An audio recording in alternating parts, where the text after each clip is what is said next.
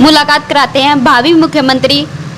नमस्कार सर, कुरुक्षेत्र भूमि न्यूज़ में आपका स्वागत है। नमस्कार जी, आपके दर्शकों का आपका मैं हार्दिक अभिनंदन करता हूं जो आज यहां पर लाइव मेरे साथ जुड़े हैं, और मेरी शुभकामनाएं हैं आपका चैनल दिन दुगनी रात चौगनी तरक्की करे। सर, सबसे पहले मेरा यही क्वेश्चन है सर जी कि हरियाणा प्रदेश में कुछ पार्टी आई सर और कुछ चली गई, इसका क्या कारण है सर? देखिए, हरियाणा प्रदेश में जो भी पार्टी आज तक आई है, जिसने भी जनता से वादे किए और वो वादों पे खरा नहीं उतर पाए, जनता ने उनको बाहर का रास्ता दिखा दिया। देखिए, वो ज़माना चला गया कि जब एक राजा का बेटा राजगद्दी पे बैठता था। अब वोट का अधिकार है, वोट से राजगद्दी चुनी जाती है। जिसको देश का मतदाता, हरियाणा प्रदेश की जनता अच्छा मानेगी, अच्छे कार्य करेगा, वो राजगद्दी पे बैठेगा, वो सिंहासन पर बैठकर जनता के अधिकारों की रक्षा करेगा। जो जनता के अधिकारों की रक्षा नहीं कर पाया, जो जनता के साथ किए वादों को पूरा नहीं कर पाया, पार्टी हरियाणा प्रदेश से ही नहीं भारत देश से भी बाहर का रास्ता उसने देखना पड़ा। पार्टियां जो हैं झूठे वादे लेकर आती हैं और जनता को लुभावने लालच देती हैं और उनके साथ गद्दारी करती हैं, तो वो पार्टियां कुछ समय के लिए टिकने के लिए आती हैं और जनता उनको बाहर का रास्ता दिखा देती है। गुरु नानक देव जी ने कहा है, तब करे सो राज मिले, राज मिले सो नरक। जब हम राज पाने के लिए तप करते हैं, जनता के बीच में जाते हैं, झूठे वादे करते हैं, जनता विश्वास जताती है, लेकिन जनता उनके संघर्ष को देखते हुए, उनके तप को देखते हुए उनको राज दे देती है। और उसके बाद जब वह नरक के काम करते हैं तो जनता उनको नरक का द्वार दिखा देती है। ये जनता भली भांति जानती है जिन पार्टियों ने गलत किया है आज उनके साथ क्या हो रहा है, आज उनके परिवारों में किस प्रकार खलबली मची हुई है।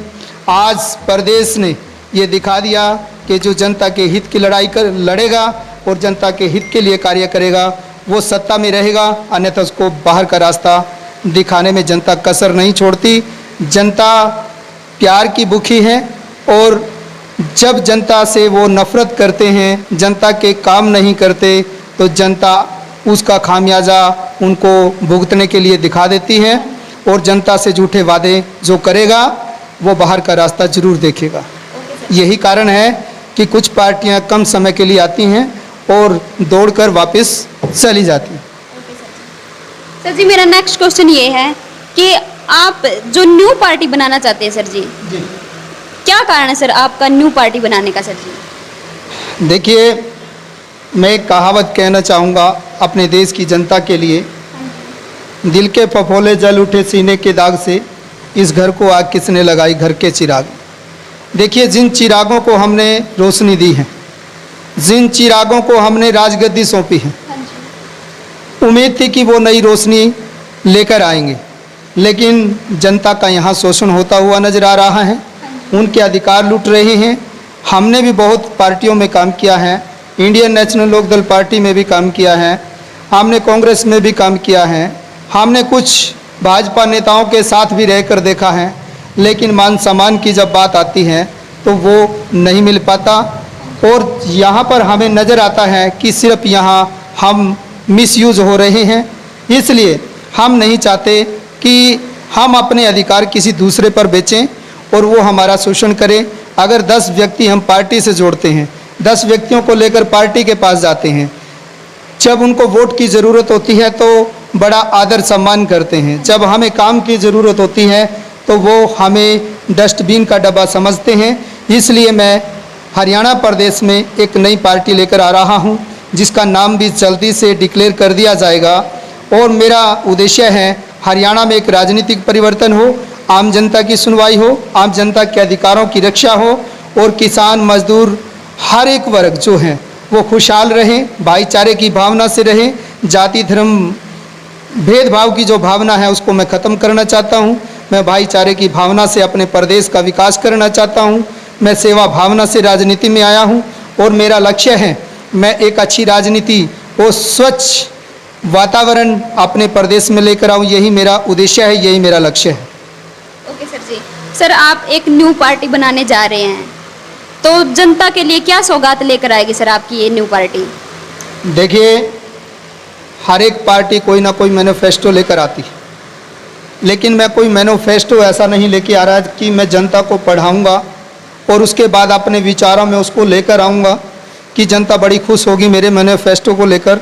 देखिए, मुझे जनता अगर मौका देती है, मैं किसी भी व्यक्ति को बेघर नहीं रहने दूंगा, कोई व्यक्ति फुटपाथ पर नहीं सोएगा, किसी के अधिकार नहीं छीने जाएंगे, महिलाओं को सुरक्षा दी जाएगी, युवाओं को रोजगार मिलेगा, हरियाणा प्रदेश खुशहाल होगा, चारों तरफ शांति ही शांति होगी, जाति धर्म के नाम पर झगड़े नहीं होंगे। मैं हरियाणा प्रदेश की तस्वीर बदलना चाहता हूँ, मैं हरियाणा प्रदेश को खुशहाल बनाना चाहता हूँ, यही मेरा सपना है। सर मजदूरों के लिए आप क्या अलग से सुझाव देना चाहोगे सर? कैसे उनको इनसे उबारोगे सर जी? ये बहुत बढ़िया क्वेश्चन आपने किया है। मैं हरियाणा प्रदेश के तमाम मजदूर वर्ग से, चाहे वो जाति धर्म किसी भी वर्ग से संबंध रखता है, ये ज़रूरी नहीं है मजदूर एक गरीब परिवार होगा, ये ज़रूरी नहीं है कोई जाति धर्म के आधार पर मजदूर होगा, मजदूर वर्ग किसी भी परिवार से हो।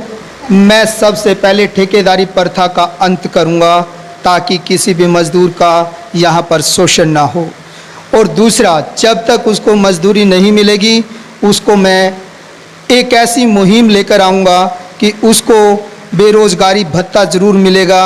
मज़दूर को भी मैं बेरोज़गारी भत्ता देना चाहता हूँ और मज़दूर की जो मज़दूरी है उस आमदन को मैं बढ़ाना चाहता हूँ। और दूसरा, मैं उन मज़दूरों को सुरक्षा मुहैया कराऊँगा ताकि उनका जीवन सुरक्षित रहे और वो हमेशा अपने परिवार को खुशहाल रख सकें। ऐसी स्कीमें मैं लेकर आऊँगा और जो हरियाणा प्रदेश और केंद्र सरकार से स्कीमें चलती हैं उनका तुरंत प्रभाव से उनको लाभ दिलवाने की कोशिश करूँगा। अगर उनको ये लाभ नहीं मिलेंगे तो वो अधिकारी कुर्सी पे नहीं बैठेगा, उसको तुरंत प्रभाव से सस्पेंड कर दूंगा। ये मेरा वादा रहेगा। ओके सर जी। सर आगे मेरा नेक्स्ट क्वेश्चन है सर जी, आप एक युवा नेता हैं सर, तो युवाओं के लिए आप क्या कदम उठाओगे, कैसे उनको रोजगार दिलाओगे सर जी? देखिए, बड़े बड़े वादे हर पार्टियां करती हैं, मैं एक ऐसा वादा करना चाहता हूं। अगर आप एक युवा मुख्यमंत्री को चुनते हैं, इस प्रदेश में एक भी युवा बेरोजगार नहीं रहेगा। उसको योग्यता के अनुसार आते ही पहले सेशन में, पहले ही साल में मैं दिखा दूंगा कि बेरोजगारी का नामो निशान हरियाणा प्रदेश में नहीं होगा। आप मुझे अपनी कीमती वोट दें और मैं आपकी कीमती वोट का कर्ज गुलाम बनकर अदा करूंगा। सर आपने अभी जो बेरोजगारों के लिए भी बोला सर जी, और जो अभी युवा साथी उनके लिए भी बोला सर जी, और फिर सर अब जो हमारे युवा साथी है सर जी, वो नशे की तरफ बहुत ज़्यादा बढ़ते जा रहे हैं सर, उनके लिए क्या आप अलग से क्या कदम उठाना चाहोगे सर जी? देखिए, नशा कहाँ से शुरू होता है? जब हमारे देश में, हमारे प्रदेश में नशा उत्पादन करने वाली फैक्ट्री मौजूद नहीं होगी तो नशा हमारे प्रदेश में कभी ज़िंदगी में आएगा नहीं। मेरा सबसे पहला कार्य यही होगा कि मैं नशे के व्यापार को बिल्कुल बंद कर दूंगा। नशा हमारे प्रदेश में दिखेगा नहीं, हमारा युवा जो है नशे की तरफ जाएगा ही नहीं। मैं नशे के ठेकेदारों को ये खुली चेतावनी दूंगा कि हमारे हरियाणा प्रदेश में नशे का व्यापार नहीं होगा। बंसीलाल ने भी किया था, लेकिन हमारे हरियाणा प्रदेश की पब्लिक ने ही उसको शुरू करवाया था। ये वादा जनता करे कि कभी भी हम नशा चलाने के लिए बाध्य नहीं करेंगे और मैं आते ही अपनी सरकार नशे के व्यापार पर तालाबंदी कर दूंगा। कोई भी नशे का व्यापार हमारे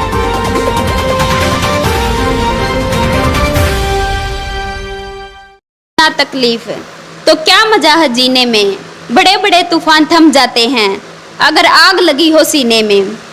आज आ चुका है हरियाणा प्रदेश में एक तूफान के रूप में, भावी मुख्यमंत्री के रूप में राजेश कनिपला। आइए मुलाकात कराते हैं। नमस्कार सर। नमस्कार। अरे भाई, आपने तो हमारे को तूफान ही बना दिया। चलो, बहुत अच्छी बात है जो आज चैनल वाले लोग जो मुझे तूफ़ान समझते हैं, लेकिन मैं वो तूफ़ान नहीं हूँ। मैं वो तूफ़ान हूँ, मैं वो सूर्य का एक नया प्रकाश हूँ जो हरियाणा से उन लोगों को बाहर का रास्ता दिखाएंगे जिन्होंने हरियाणा प्रदेश की मलाई खाई है, दूध दही का खाना खाया है और लोगों के लिए छोड़ा है सिर्फ जहरीला खाना, जिसको आज जनता खाने को मजबूर है। एक गरीब भूखा मर रहा है, एक किसान अपने अधिकारों से वंचित है, महिला शक्ति आज अपने अधिकारों से वंचित है, महिला सुरक्षित नहीं है, एक गरीब और गरीब होता जा रहा है, एक किसान आज अपने अधिकारों की मांग कर रहा है, जो पूरे देश का अन्नदाता है वो पीठ पर लाठी खा रहा है। जिन लोगों को हमने राज दिया वही लोग आज हमारे पे अत्याचार कर रहे हैं। ऐसी सरकारें, ऐसे राज मैंने ज़िंदगी में कभी नहीं देखे। रोम का राजा, जब रोम जल रहा था, नीरू बड़े मज़े से बांसुरी बजा रहा था। यही हालात आज हमारे देश की सरकार के हैं। आज हरियाणा प्रदेश जल रहा है, देश जल रहा है और हमारे देश के प्रधानमंत्री और हमारे हरियाणा प्रदेश के मुख्यमंत्री बड़े मज़े से कोरोना की बंसरी बजा रहे हैं। नीरू बड़े मज़े में आराम की नींद सो रहा है और जनता की नींद हराम कर दिया इन लोगों ने। मैं इस जनता की नींद हराम करने वालों का जीवन ही हराम कर दूंगा। लेकिन मैं हरियाणा प्रदेश की जनता से सिर्फ एक ही अपील करता हूं कि आने वाला समय आप मुझे दें, मैं एक ऐसा नक्शा पलटूंगा कि ये लोग कभी सत्ता का मुंह नहीं देखेंगे। इन लोगों से मैं राजनीति के मन का ख्याल ही निकाल दूंगा कि राज होता क्या है। मैं ऐसा राज स्थापित करना चाहता हूं जहां सबको अन्न मिले, सबको भोजन मिले और सब पेट भर रोटी खाएं, सब अपने मकान में रहें। मैं ऐसा राज लेकर आना चाहता हूं यहाँ उद्योगपति और मजदूर, किसान सब खुशहाल हों। हरियाणा प्रदेश की राजनीति में मैं सिर्फ यही कहूँगा कि अब सिर्फ बदलाव की ज़रूरत है। मैंने शुरुआत की है, आप भी मेरे साथ आगे आइए, कंधे से कंधा मिलाकर चलिए। हरियाणा को बदलना है और हरियाणा बचाओ आंदोलन में मेरा साथ दें।